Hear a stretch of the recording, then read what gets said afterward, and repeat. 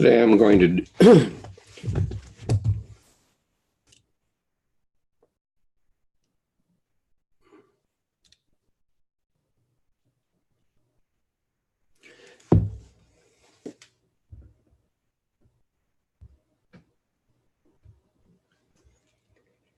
Today I'm going to do a reading from Jung's Red Book for Our Time, Searching for Soul Under Postmodern Conditions.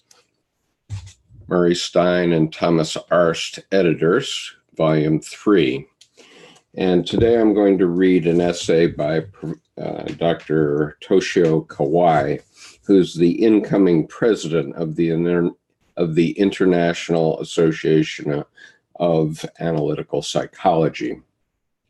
Now, one of the issues that has come up to me, or come to my attention, let's say, over the last 3 years since I've been doing this website, is that sometimes when people start to pay attention to the archetypal layer in their psyche, it can set off events going on in their psyche that they may not understand.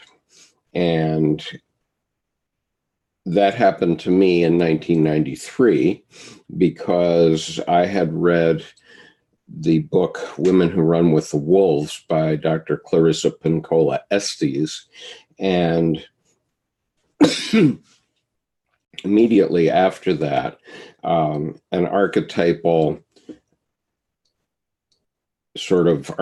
possession occurred to me that lasted 8 months. I did not seek mental health professionals at that time, because at the same time I was thinking I wanted to write a novel. And when this possession began, I just thought I was writing a novel, and this is what all novelists do. And it may in fact be true. But it very definitely was the case that I was going into my unconscious and witnessing a play that was playing out in my unconscious. And as a result of that,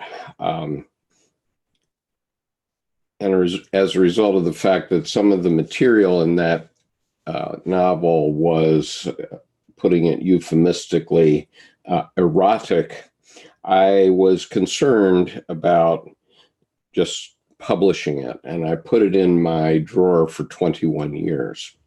But in 2009, when the Red Book was published, I recognized the sort of environment that Dr. Jung was talking about in the Red Book and his active imaginations, and I was familiar with active imaginations. And as a result of that fact, I felt more confident about putting my material out into the public sphere. But it doesn't change the fact that when we're dealing with the mind, there can be issues. And one of the big ideas that Dr. Jung had was the idea of active imagination. And because of the caveats that I've heard and sometimes expressed on this channel, I have always been sort of reluctant about getting people into active imagination. And then last week, I read an essay by Dr. Stephen Eisenstadt, who is the chancellor of Pacifica Graduate Institute and a quite well-known and well-respected Jungian psychologist. And he seemed to be saying in his essay that everybody should just go try it. And that very same night, the night that I read that essay, I was watching A Beautiful Mind with Russell Crowe, in which Russell Crowe was playing the part of John Nash, who was a PhD mathematician who had schizophrenia. And Dr. Nash had some serious issues with his mental health, and ultimately he won the Nobel Prize, I think in economics, although I don't recall for sure. And that again cautioned me about active imagination and what one might stir up in the psyche. However, Dr. Kawai, in his essay that I'm about to read, seems to tell us what the distinction is. And so I want to share that with you. And it relates to the, excuse me, it relates to the maturity of the ego. And I've said many times on this channel that the way you can develop your ego is by having a lot of defeats.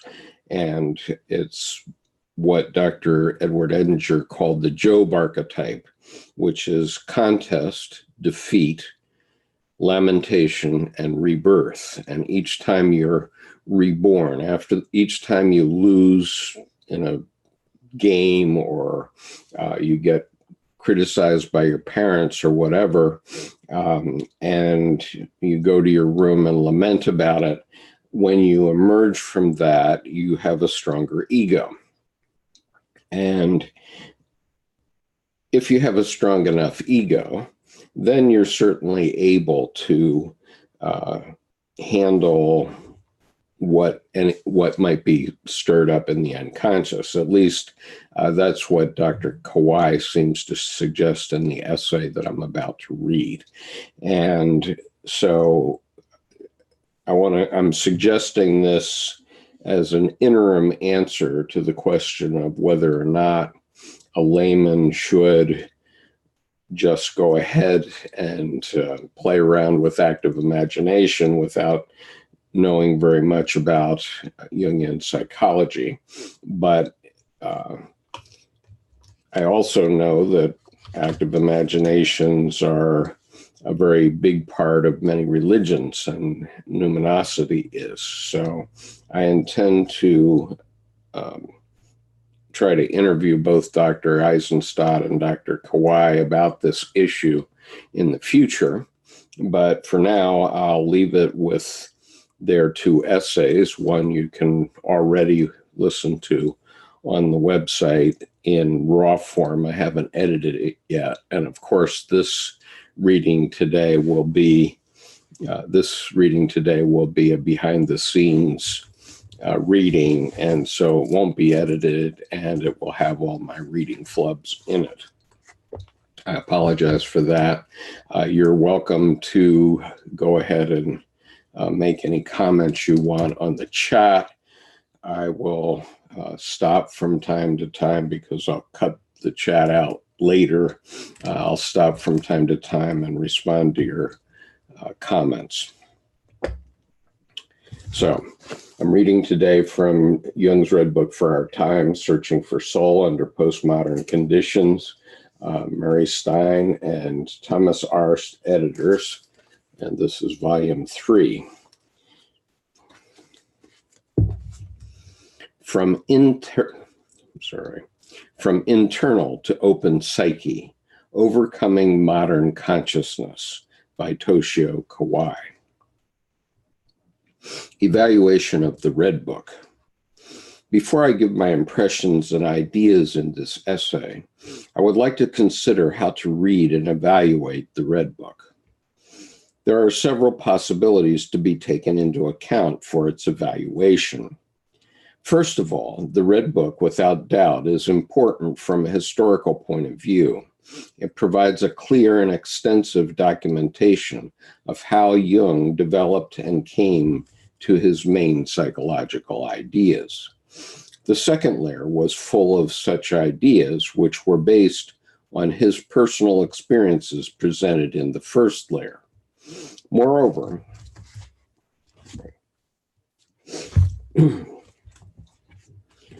Moreover, the Red Book provides important resources not only concerning theories, but also materials.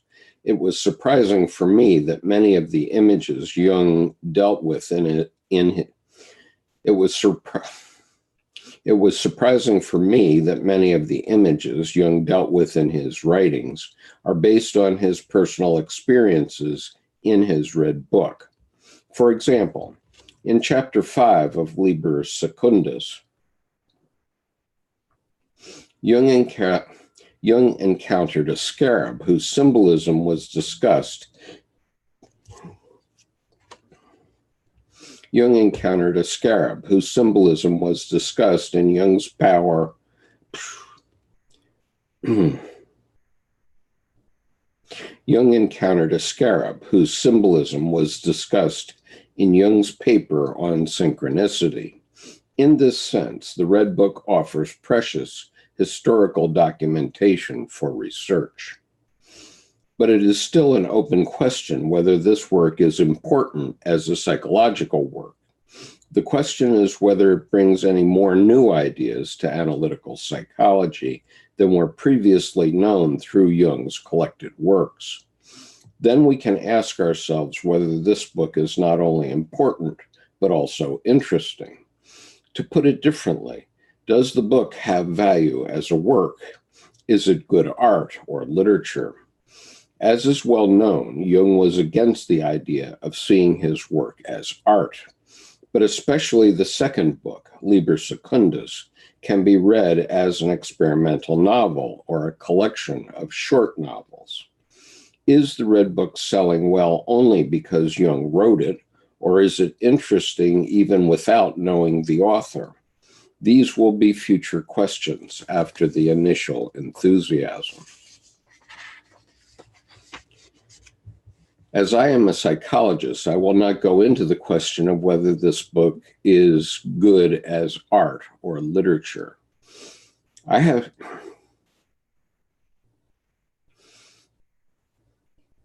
As I am a psychologist, I will not go into the question of whether this book is good as art or literature. I have to confess that it was not interesting at all when I was translating the whole book into Japanese. However, I read it anew to study it and found it quite interesting. Therefore, we may need some distance. From a psychological point of view, I would like to distinguish the formal aspect from the substantial aspect, the content. We can call them structure and content, or to use the term of Geigerish, the semantic and the syntactic. What is meant by content is probably clear. It means the stories, materials, motives, I think this should be motifs presented in the book. The death and rebirth of God, killing of the hero, mandalas, snakes, birds, and sun are such materials. The pictures Jung painted in his Red Book belong to this category as well. Concerning this aspect, classical symbolic interpretations of materials are common approaches. The formal aspect has to do with how Jung is related to the material, how Jung expresses it, how the materials are connected. Then we have to investigate the psychological structure and movement of the Red Book. In this essay, I would like to focus more on the formal aspect of the Red Book. In this way, I would like to show how the Red Book was written from a modern perspective, despite its archaic and pre-modern content, and then how it tries to overcome the modern framework. Position of the ego, or vision ego. When my father, Hayao Kawai, the first Jungian analyst in Japan, came to the C.G. Jung Institute in Zurich in 1961 and started his training, Marie-Louise von Franz said to him, Rather proudly, "You must be impressed by the power of the unconscious psyche." He answered, with a bit of humor and irony, that he was not so much impressed by the power of the unconscious as by the power of consciousness. After 50 years, this impression seems to be still valid. Namely, concerning the Red Book, I was not so impressed by the rich content out of the unconscious, but by the strong consciousness holding its place. I will explain this in reference to several aspects. In the first book, Liber Primus, overwhelming images and visions are depicted. There was a famous initiating vision where the northern part of Europe was covered by a flood. After 2 weeks, the vision returned. Jung thought his mind had gone crazy. He expressed at various times the anxiety of becoming psychotic. But we have to notice that all these images and visions, however tremendous they might be, are very clearly seen and grasped. Moreover, the clearness of the images must be due to a stable standpoint of the observing ego. That is why Jung could have images and visions that are not contaminated by That is why Jung could have images and visions that are not contaminated, but very clear. Such a clear distinction does not indicate a psychosis at all. The content could be extraordinary and overwhelming, but the syntactic structure is unshaken and still intact. This is why it is important to distinguish the syntactic aspect from the semantic. The characteristic feature of schizophrenic thought consists not in its bizarre contents, but in the passive mode of being seen, being observed. Schizophrenics often paint many eyes in their pictures. They feel observed. They do not have visions, but rather acoustic hallucinations. This is not to be understood as a difference in sensory modes between visual and acoustic, but as a difference in mode of being. German humanistic psychiatrist Jürgen explained in his classic paper, Blickenstein, The Gaze and the Voice, that the voice of the schizophrenics is the expression of being spoken to and seen instead of seeing. We can speak here about the loss of subjectivity. The other is overwhelming the subject and destroying its functioning so that the subject is replaced by the other. So Jung did not need to be worried about the onset of psychosis, since he could keep the observing subject safe. I would like to make a cultural side remark that there are very few reports of people having visions in Japanese history. There are some Buddhist stories in Nihon Ryoiki, 9th century, that have the features of visions, but they could be imitations of Indian or Chinese works. The lack of visions is due to the ambiguous differentiation of subject and object in the Japanese psyche and culture. The second point has to do with the function of emotion. Jung was overwhelmed by the images, which produce strong emotions.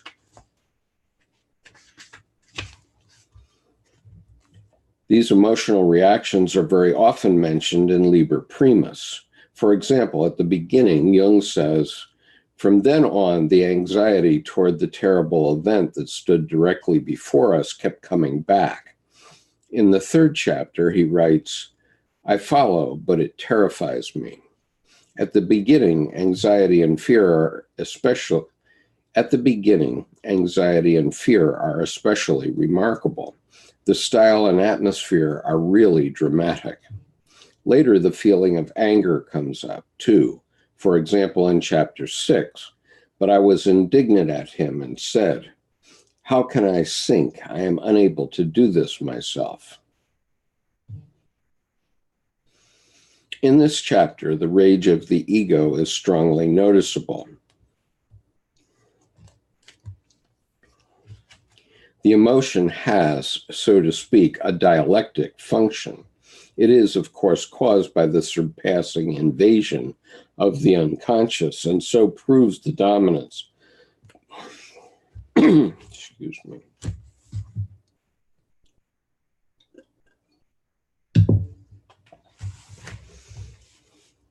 It is, of course, caused by the surprising invasion of the unconscious, and so proves the dominance of the unconscious and confusion of the consciousness. On the other hand, it underlines and reinforces the existence of the ego, which is centered and highlighted due to the emotional reactions. You can have anxiety because you are aware of yourself and afraid of losing yourself. Very often one starts to have an anxiety dream of being chased or persecuted in adolescence when the ego is going to be established.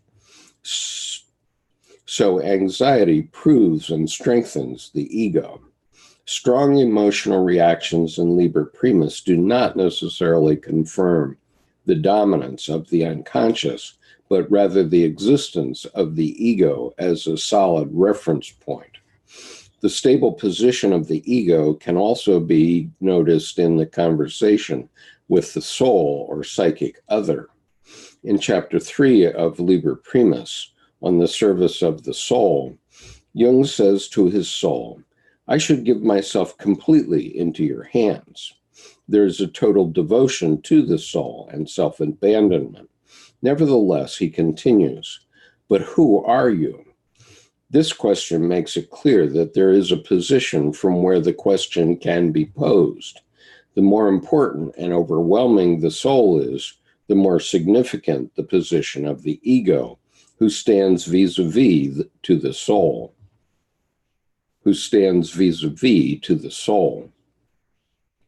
Jung never forgets the position of the ego. Hi, welcome. Hi, Granada. What Liber Primus are they referring to? I only know of the runic one from Cicada 3301. We're talking about Liber Primus in the Red Book.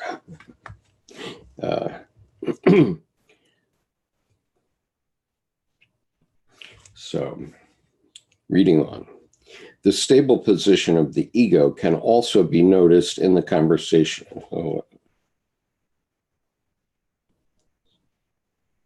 Okay, I read that paragraph. Moving on. The position of the ego is not only discernible in relation to the figures with whom it interacts, but also is not lost even in the utmost crisis. The experience of hell was surely terrible. Jung wrote, no one knows what happened during the 3 days Christ was in hell. I have experienced it. But on the other hand, Jung said, he who journeys to hell also becomes hell. Therefore, do not forget from whence you come.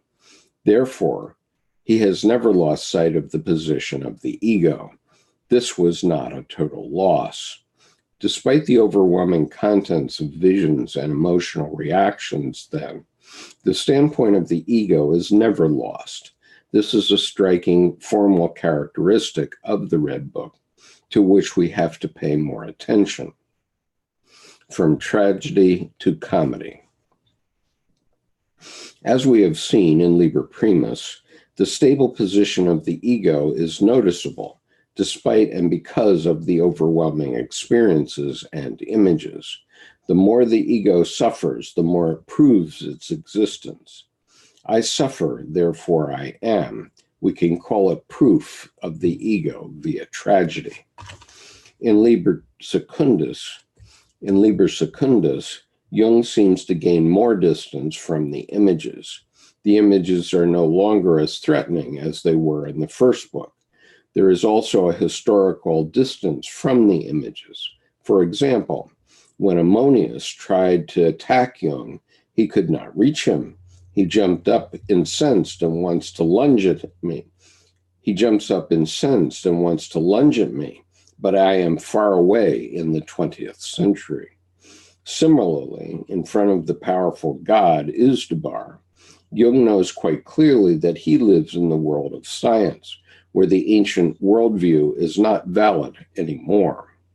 In Liber Secundus, Jung is not overwhelmed by the figures and images, but is even rather superior to them. For example, one of the lowly in chapter 3 was a person who came out of prison and was very poor and weak. Jung had to pay for the dinner and the night's accommodation.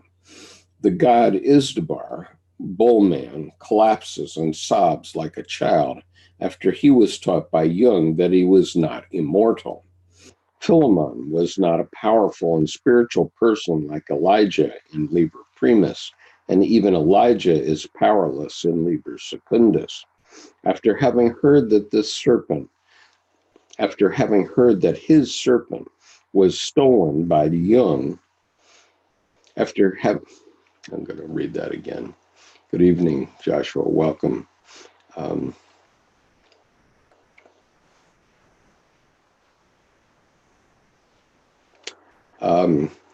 Info Overdose asks, does Liber Novus translate to new meaning? No, I think it translates to new book. But anyway, there's a big controversy in my mind about how Liber Novus got into the title of this book. And I've discussed it with a few Jungians, and I seem to be the only one who has the opinion, but I call this book the Red Book.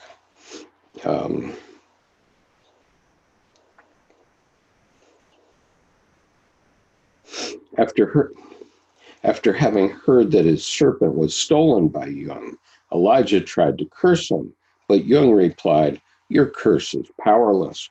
Whoever possesses the serpent cannot be touched by curses."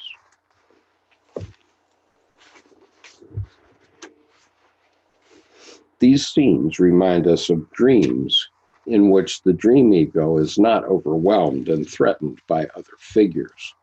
With such changes, the story is not serious and tragic anymore, but rather comical. The freedom and confidence of the ego lead to comedy. Every story in Liber Secundus is somehow comical. In Liber Primus, Jung expresses a real concern about going mad, but in Liber Secundus, Jung was sent to the psychiatric clinic in his dream. The conversation with the professor evokes humorous feeling because there is no real danger. In the medical consultation, Jung said to the professor, "But professor, I'm not at all sick. I feel perfectly well." The professor answered, "Look, my dear, you don't have any insight into your own illness yet. The prognosis is naturally pretty bad, with at best limited recovery." So the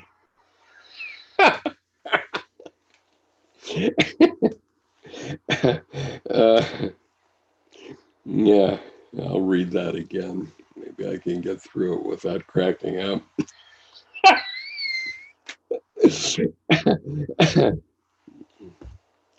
In the medical consultation, Jung said to the professor, "But professor, I'm not at all sick. I feel perfectly well." The professor answered, "Look, my dear, you don't have any insight into your illness yet. The prognosis is naturally pretty bad, with at best limited recovery."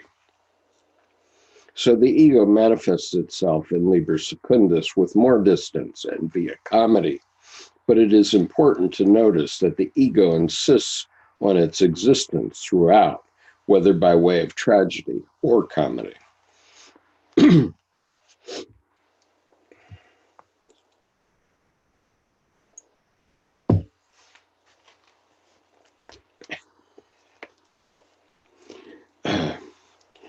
You can be forgiven. um, Doubled opposites. Throughout the whole of the Red Book, the structure of contrasts and opposites is striking. It starts with the opposition of the spirit of this time and the spirit of the depths.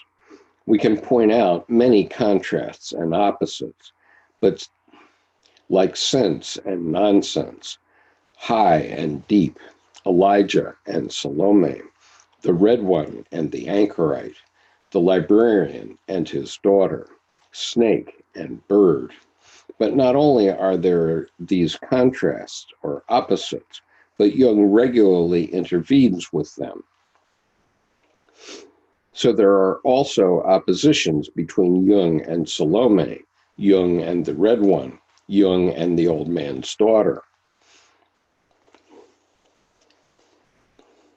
The opposites are therefore formed not only in the unconscious, in the image, but also between the ego and the unconscious.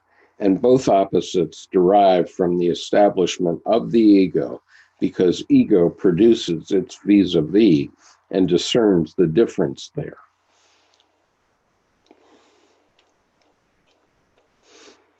The so-called way of individuation is rather understood as a relationship between the ego and the unconscious that involves their integration. So Jung says in the Liber Secundus, I have united with the serpent of the beyond. I have accepted everything beyond into myself. However, the Red Book seems to stress differentiation rather than union. Concerning the devil, Jung writes in the following way: taking the devil seriously does not mean going over to his side. Taking the devil seriously does not mean going over to his side, or else one becomes the devil. Rather, it means coming to an understanding.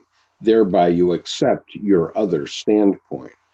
In Scrutinies, the third book, Jung says concerning the soul, shield men from her and her from men. He emphasizes repeatedly the importance of distinguishing himself from his soul. I add another citation. Why? Because you can't distinguish yourself from your soul, but you are distinct from her, and you should not pursue whoring with other souls as if you're, as it, excuse me, and and you should not pursue whoring with other souls as if you yourself were a soul. But instead, you are a powerless man who needs all his force for his own completion.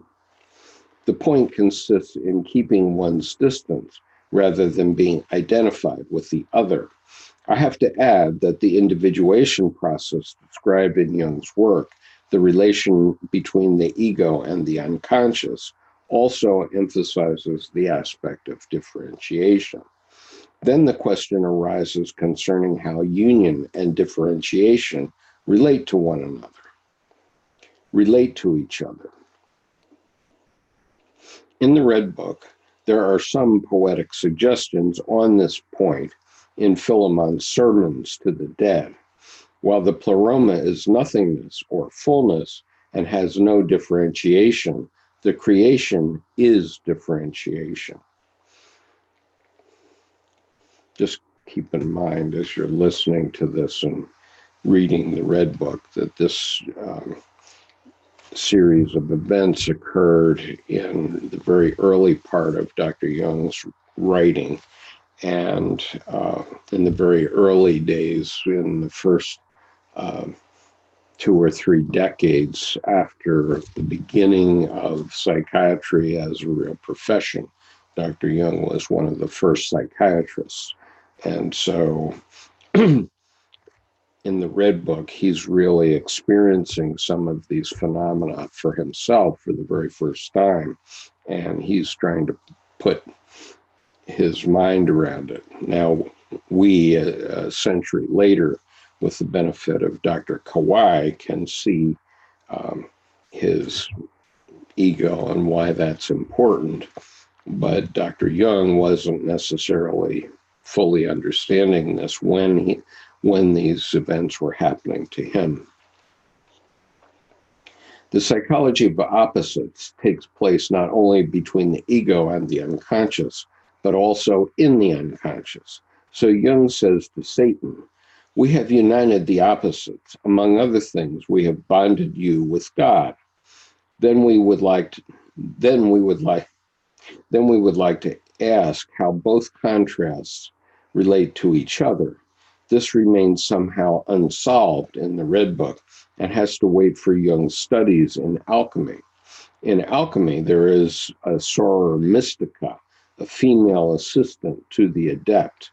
But in alchemy, union between king and queen in the alchemical retort is more important than the relationship between adept and soror mystica, or that between adept and the material. This double differentiation leads to the schema of the marriage quaternio in the psychology of the transference.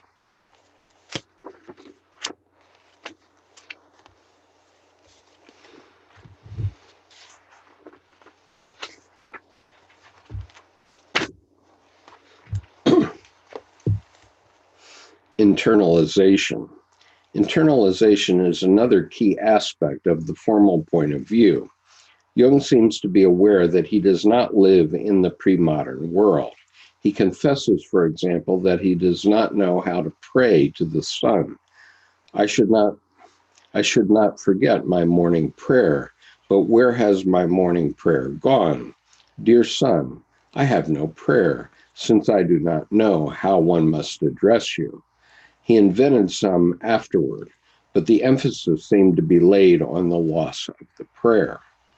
In this sense, there is no God anymore. Because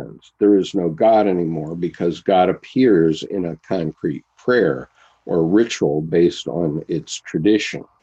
Jung's experience of the Alguani in Uganda is a good example. The indigenous people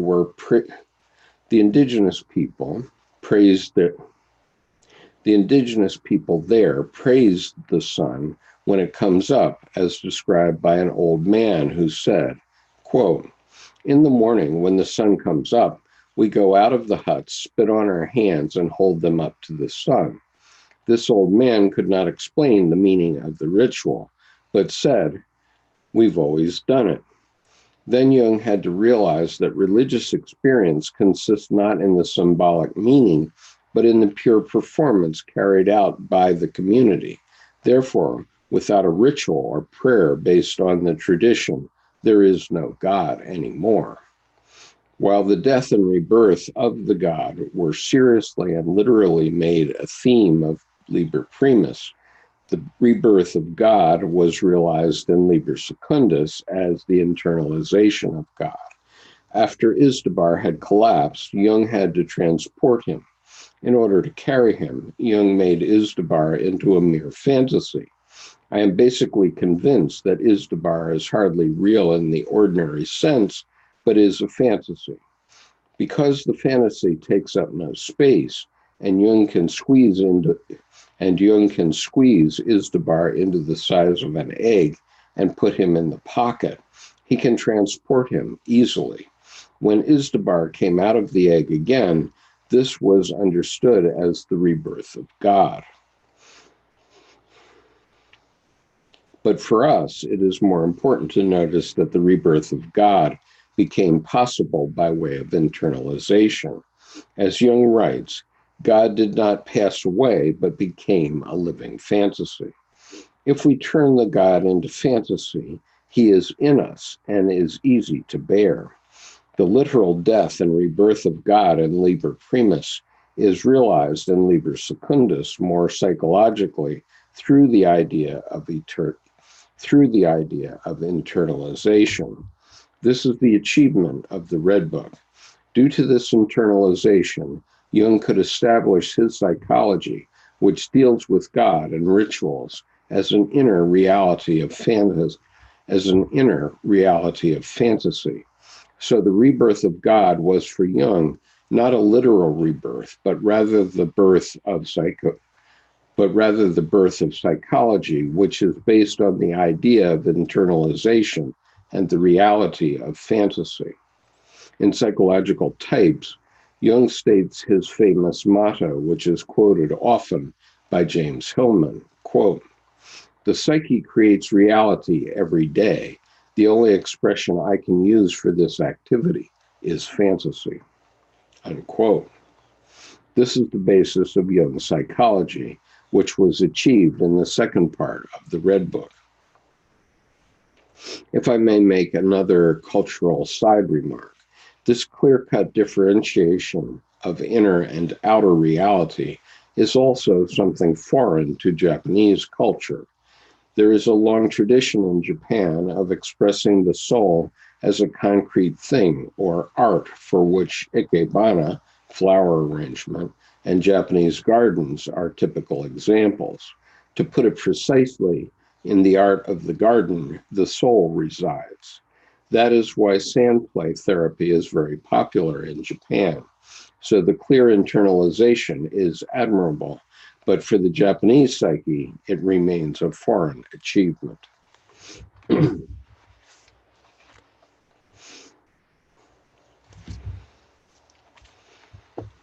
From symbol to directness, sacrifice. Despite the methodological and pre-modern contents of the Red Book, despite the mythological and pre-modern contents of the Red Book, it was clearly based on the modern understanding of psyche with the idea of a central ego, self-relation, and internalization. In this sense, the Red Book shows clearly how Jung could establish his psychological and psychotherapeutic methodology. Jung emphasized the meaning of a mythological layer of the psyche, which was, however, approached by the modern way of self-relation and internalization.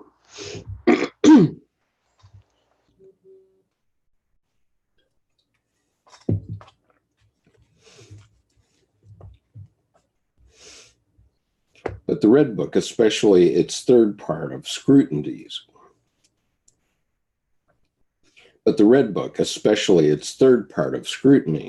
has an aspect that goes beyond the modern understanding and structure of psyche. This aspect appears firstly as physical experiences, at least as physical metaphors. The Red Book tried to show pre-modern cults that were still alive as fantasy, and pre-modern gods and images are mostly experienced as visions and understood in terms of symbolism. However, for me, this is somehow not so convincing because of the distant and analyzing attitude.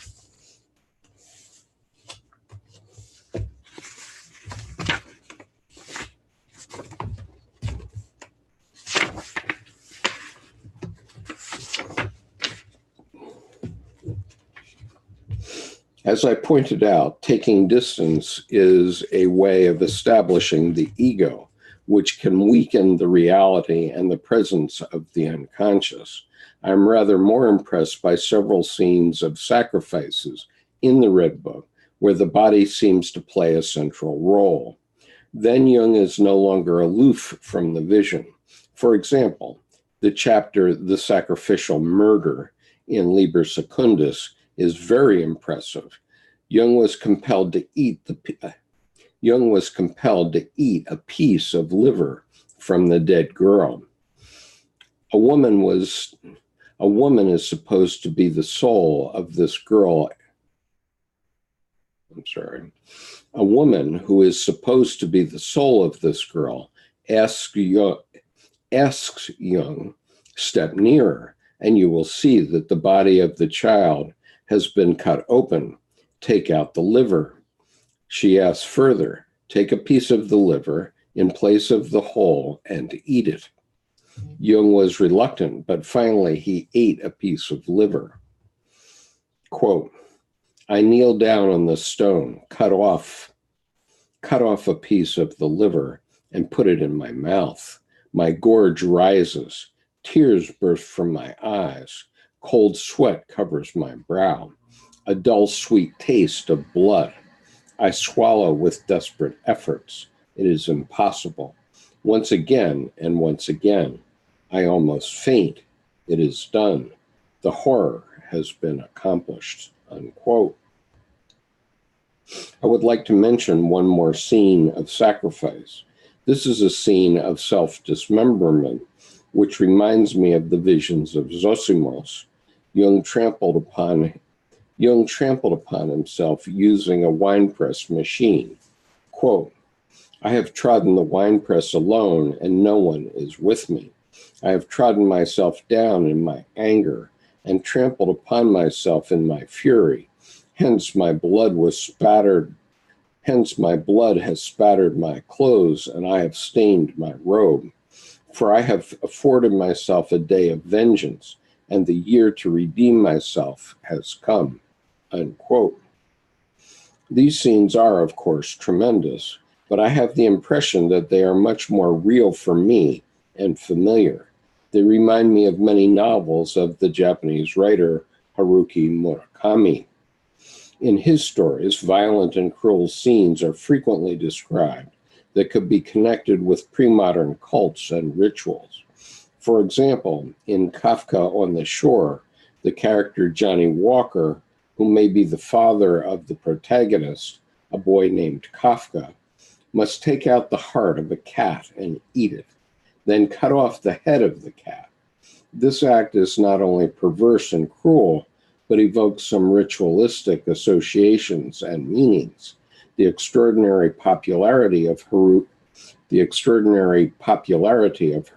Murakami's books in Japan shows that such violent scenes can appeal to modern Japanese people, to the Japanese psyche. And as Murakami's novels are popular all over the world, not only in Japan, but in the contemporary world in general, the numinous can probably no longer appear in either a ritual or through the symbolic, but in direct violence and sexuality. The numinous used to be mediated by rituals and symbols that were carried out by the community and tradition. But because rituals and symbols have lost their power in the community, the numinous can only appear directly through violence and sexuality, which, however, have no clear meaning. As Jung's failed experience with the church in his youth made clear, he was aware of the death of rituals and symbols. These scenes of physical sacrifices may try to find a direct access to the numinous in the age of loss of symbol and ritual. As an aside, I'll just mention that I spent 8 years in Japan, and some of Japan may have rubbed off on me. And so the violence and sexuality that appeared in one part of my novel may be something like this, and it may be coming from, believe it or not, from the Japanese side of my psyche. I'm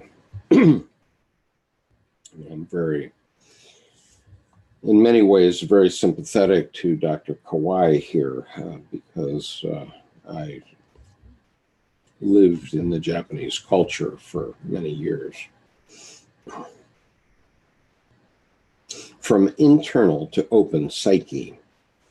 Physical experiences and sacrifice were one way to go beyond the internal, self-reflecting modern psyche. This is a trial to go out of internal psyche to reality as body, but it remains with the personal, limited body. The third part of the Red Book shows another possibility of overcoming the internal psyche. The third part consists mainly of sermons of Philemon to the dead.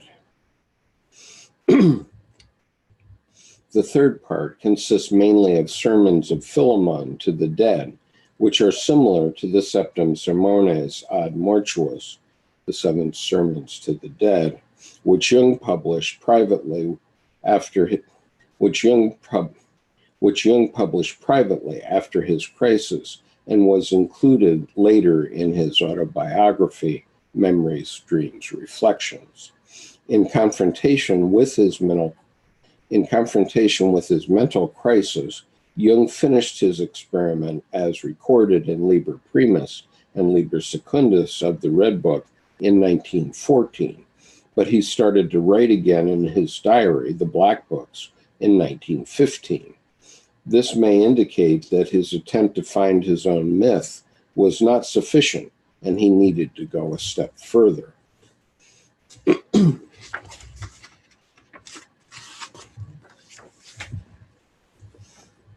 At the beginning of 1916, Jung experienced a mysterious event in his house, which led to Septem Sermones ad Mortuos, the third part of the Red Book, Scrutinies.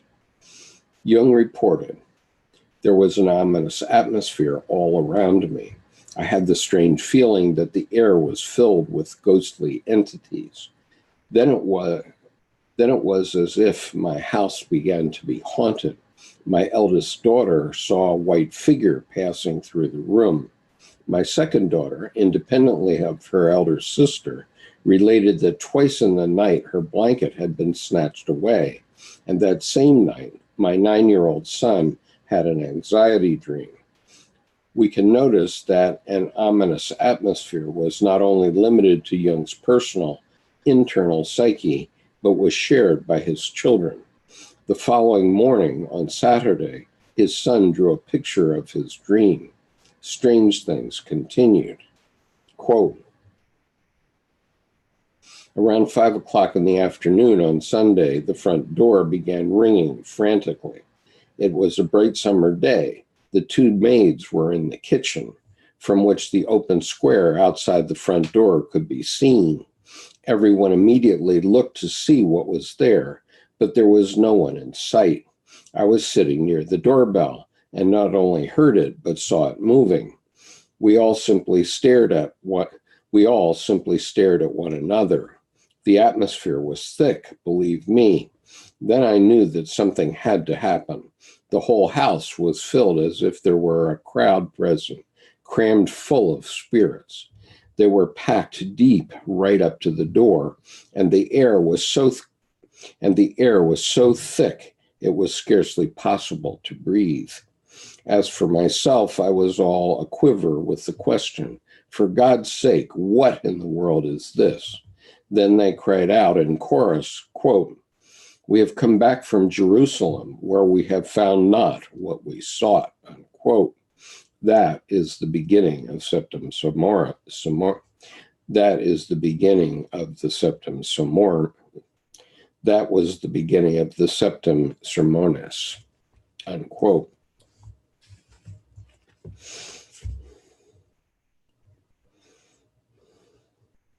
I'll just mention as an aside here that 2 years ago I had my knee replaced, and while I was coming out of the sedation, I had a vision of a sphere hanging next to me on my left side that was filled with ghostly people, let's say. And it seemed about a basketball size, but it had 100 or so souls all wrapped up in it in a sphere. It was quite a vision that I had. Obviously, it was released by the drugs that I was under in anesthesia, but it was quite interesting. Reading on here. Just before reporting this peculiar happening, Jung emphasized how important it was for him to have a family and his work as psychiatrist. He needed a point of support in this world. When Jung was writing the first and second book of his Red Book, he saw his patients during the day and spent family life normally. Only during the night did he continue his self-experiment with active imagination. It was held only within his internal space, so there was no contact and contamination with outer reality. Though Jung understood his terrible visions at the beginning in connection with the onset of World War I. But now the dead flowed out from internal space to external space. The difference between dead and alive was not kept anymore. Not only he, but also his children noticed the presence of the dead.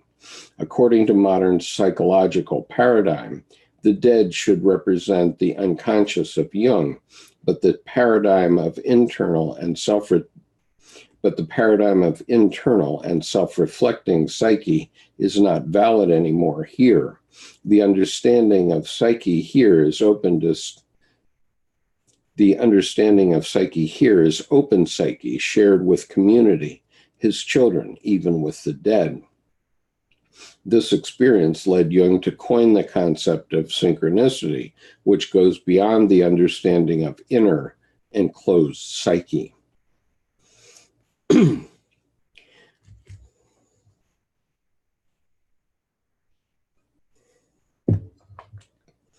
Difference from the pre-modern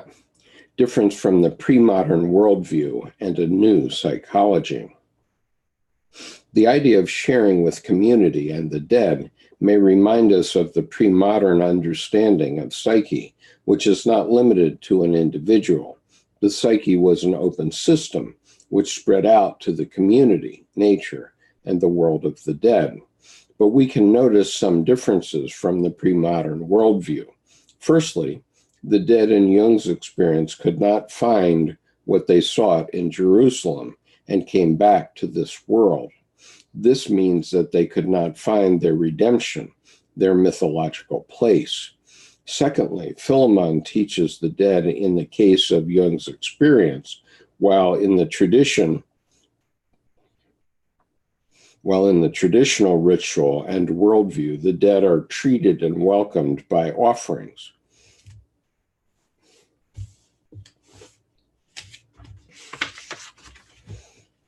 One more page.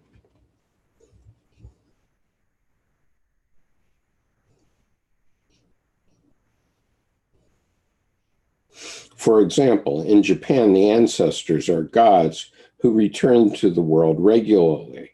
The equinoctial day in spring and autumn and the Bon festival in summer are occasions on which the ancestors come back. It is striking how these festivals appear and play a decisive role in dreams. Even if the dreamer does not pay much attention to those festivals, people live in touch with the dead, or the dead continue to live in touch with living people. As another example, I can mention the habit on the eve of Celtic New Year, the Samhain, on the 31st of October. This habit is transformed to All Saints' Day in Christianity and Halloween. Originally, this meant the end of summer and the beginning of winter, when the boundary between this world and another world become unclear, and the dead return to the villages and are treated by offerings. The original idea is still noticeable in the habit of Halloween. It would be interesting to examine Jung's experiences, such as this one, and his dream after his mother's death in connection with the Samhain. Unlike the dead and ancestors in the pre-modern cultures, the dead in scrutinies or septem sermones seem to have lost their mythological place. We do not have any offerings for them. Such a situation may have to do with the First World War, which caused not only more than 16 million dead, but also destroyed the traditional worldview regarding the dead. If we think about the onset of Jung's psychological crisis, it started with the anticipation of the First World War as the outer reality. Jung worked out this crisis as an internal one through active imagination, which led to Liber Primus and Liber Secundus. But again, Jung was forced to go beyond the internal psyche. Although Jung's experience with the dead has similarities with the pre-modern worldview, it is very different. This is why Jung thought it necessary to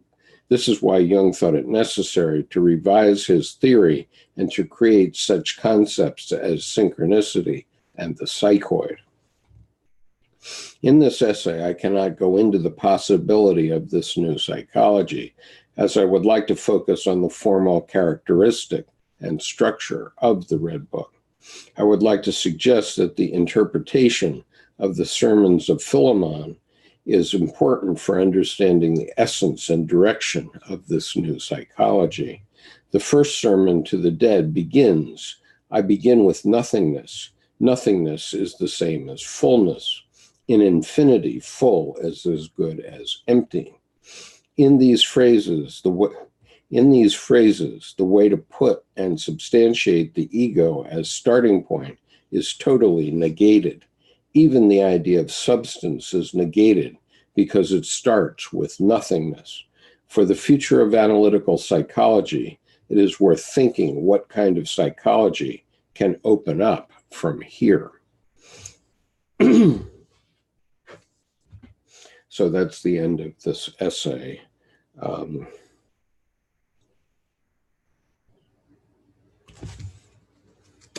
Just mention that after my grandmother died in 1954, so perhaps in 55 or 56, when I would have been 9 and 10 years old, my grandfather mentioned that she had come back to him twice after her death. And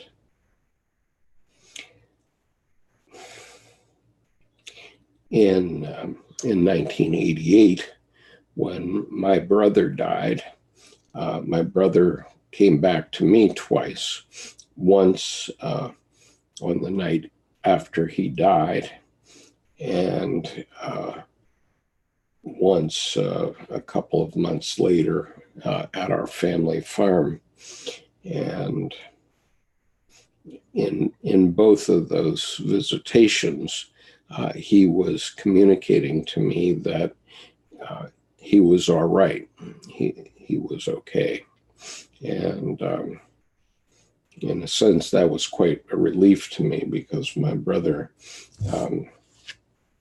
had drunk Colorado River water in Vail, Colorado in 1973, I think, and had gotten Giardia in his colon, and it gradually worked its way up into his liver and ate his liver.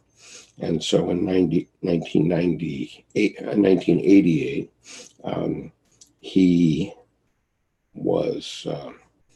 he had 3 liver transplants in the course of 10 weeks and 12 other major surgeries. And Dr. Thomas Starzl, who was a leading proponent of liver transplant, was his doctor. And so it was quite a traumatic time for my parents, especially because they had to move to Pittsburgh to be my brother's support system for about 3 months during this process. And they went and visited him 5 times a day. And I worked it out, and I estimated that they'd gone up and down in the elevators the equivalent of 14 miles during the 3 months. And, then he died. And so for me, that experience of his coming back to me was quite comforting. And so as I've been reading this book, Trauma and the Soul by Dr. Donald Kalschit, and it's a very excellent book. And in this book, he talks about the self-care system in the psyche, and he nails a lot of my personal experiences exactly on the head. And so a lot of times these psychological experiences, visions, and vivid dreams do emerge from traumatic times in one's life. And so it's good to be conscious of these, conscious that they can happen. And so that's just a personal observation and experience. Traverse the Universe says, so apparently paranormal activity visitation went up quite a bit after the war started, huh? Yeah, I would say that. I mean, I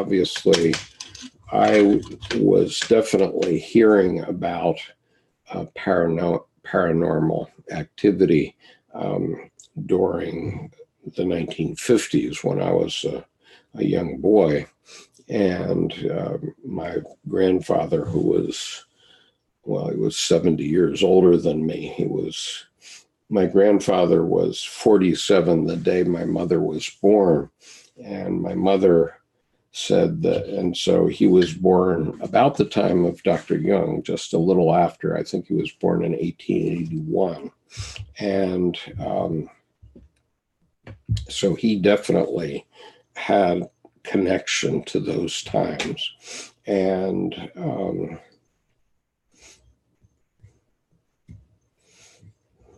he lived with us for 8 years. So I heard a lot of stories in that 8 years. But, you know, I would say that that those stories they're true, but they're true events of the psyche. And I'll just give you a very brief example from this book, Trauma and the Soul. And Dr. Kalschit is talking about the self-care system. And the story goes like this.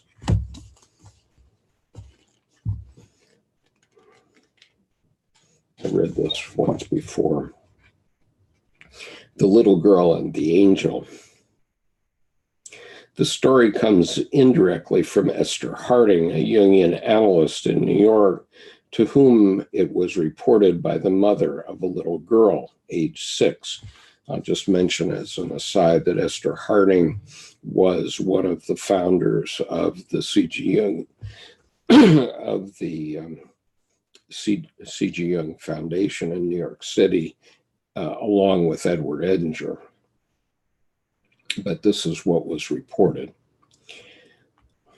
The mother sent her young daughter to her father's study one morning to deliver an important note, written on a piece of paper.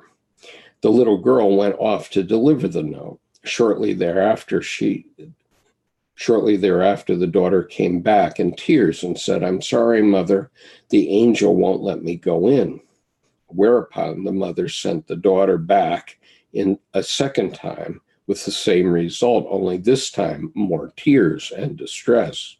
At this point, the mother became irritated at her youngster's imaginative excess. So she took her little girl by the hand, and the two of them marched the message over to the father. As they entered the father's study, the mother saw her husband slumped in his chair, his drink spilled on the floor, dead from a heart attack.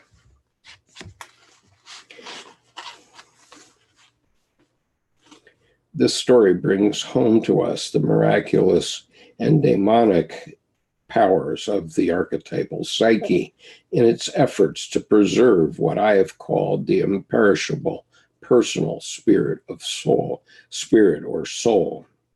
And then she mentions a painting here, which I need to show you. Okay, so she's mentioning this painting.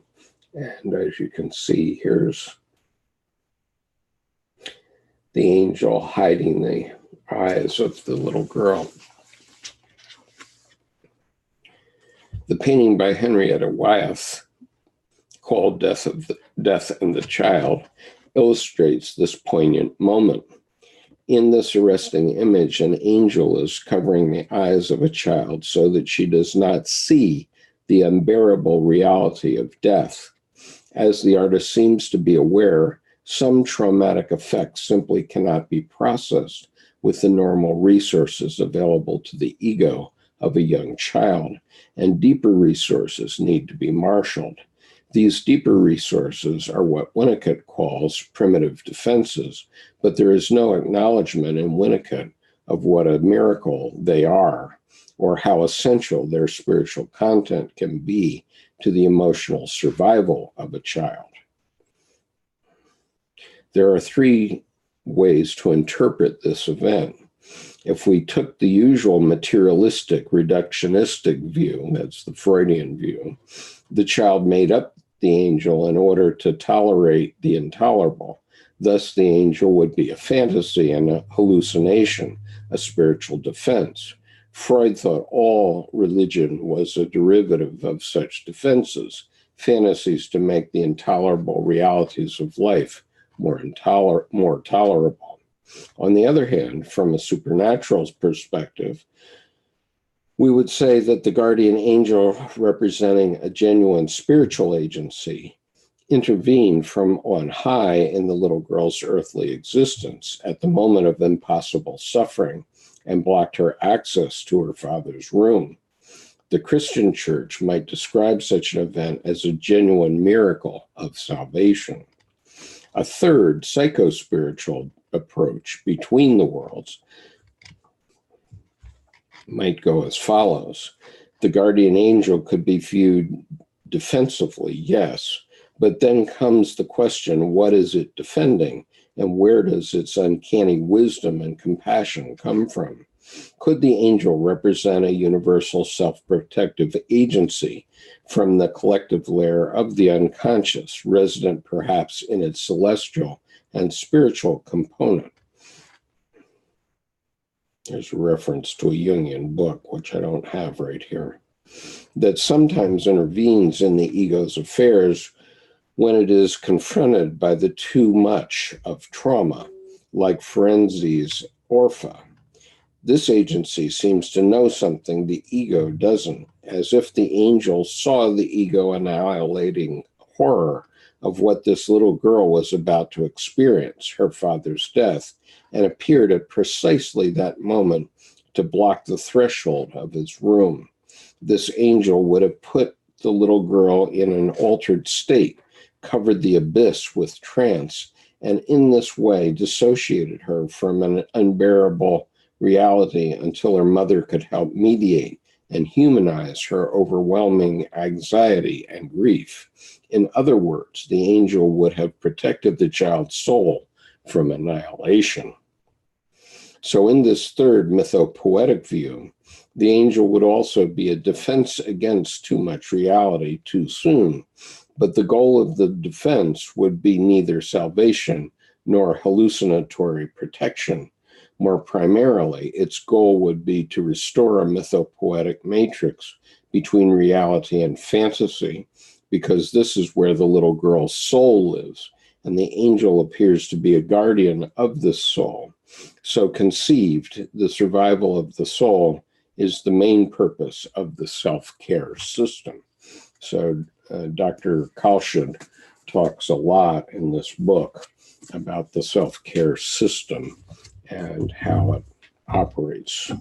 And so it has to do with your point of view, I guess.